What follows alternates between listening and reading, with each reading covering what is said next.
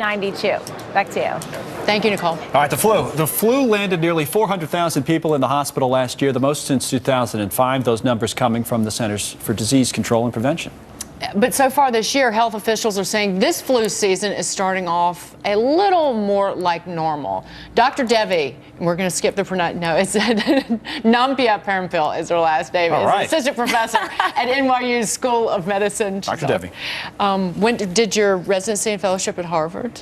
Just to thank you. That a little bit. She's worked with the VA system as well. Is this so far? But we say so far it's better than last season, but could it get worse? Well, it's promising so far, but it's still important for people to get the flu vaccine. So a lot of people think about the flu as kind of maybe a bad cold, that it's not necessarily dangerous, that it might be more of an inconvenience. Right. But people still die of the flu. So, each year about 3,000 to 50,000, depending on the year, people could die from the flu. So the vaccine, it's not 100% effective, but it really makes a huge difference. I mean, last year people, about 40% got the vaccine, and that saved about 6 million people from developing the flu itself. Been a big story here in this city this week because of the decision to require children under 6, daycare and what have you, to have to get vaccines.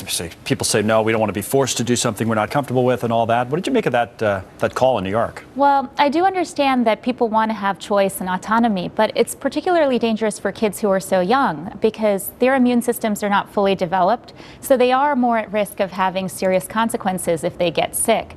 I mean, the other thing to think about, like for me, I get the vaccine every year, but the reason I get it, it's not so much that I think that something horrible might happen to me if I get the flu. I mean, I'd probably do okay, but I worry about getting my patients sick. If I catch it before I realize I could pass it on to someone else. So the same thing can happen in schools. Kids can pass it to each other so quickly without even realizing. And especially if kids come home, people over 65 are also at risk. So if they have grandparents, if they have older parents, if they see a lot of people who are, let's say, babysitters or caretakers who are a little bit older, those people are also at risk. So I actually am in favor of the move, although I do respect people's autonomy. Right. So, it is tricky. What about the reasons that people give for not getting it? One, I get sick when I get the vaccine. Number two, there are toxic ingredients in it. I might be allergic to some of the ingredients in the vaccine. You hear these over and over and over again as reasons that people don't get the flu vaccine. That's true. So the one I hear most often is that people think that they will get sick from the vaccine.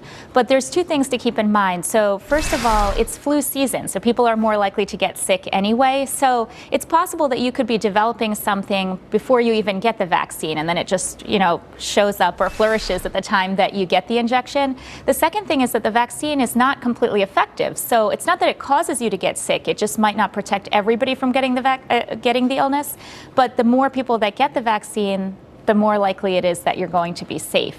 It is interesting. I mean, I guess the argument, I thought of it when you were talking about it a moment ago, for people kind of in our general kind of age range and health situation that are healthy and, not that young and not that old, that you could argue, hey, the flu's not going to kill you. But then you brought up the other point that we're almost doing it out of concern for people we come in contact with. Is that the main reason? Because it wouldn't kill you, would it, if you got the flu? Well, depending, it still could. But the thing is, it is to protect the public or to protect other people. But also, even if something doesn't kill you, it could still put you in the hospital, right? So hospitalizations are so expensive, the time off work. I mean, all these different things are issues that we should consider.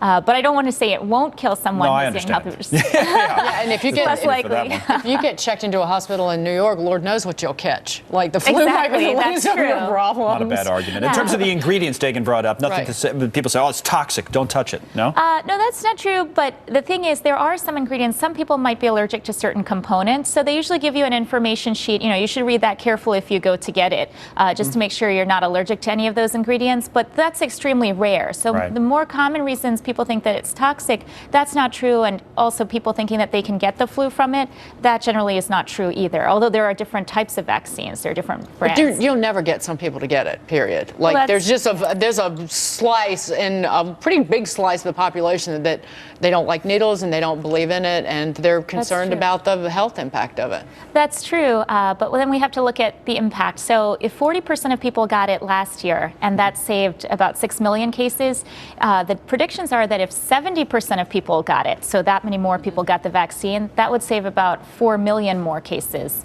of the flu. So it's a huge difference. So for an individual person, it might not look like that big of a difference, but for the public, it really can have a huge impact. And it flows down to productivity and lost business. That would be, there's a lot of money that would be saved. Oh yeah, missed at work. Thank you, Dr. Devi. Thank you. Appreciate it. Do you want to try and pronounce her last name? Dr. Devi, we're tight. That's all.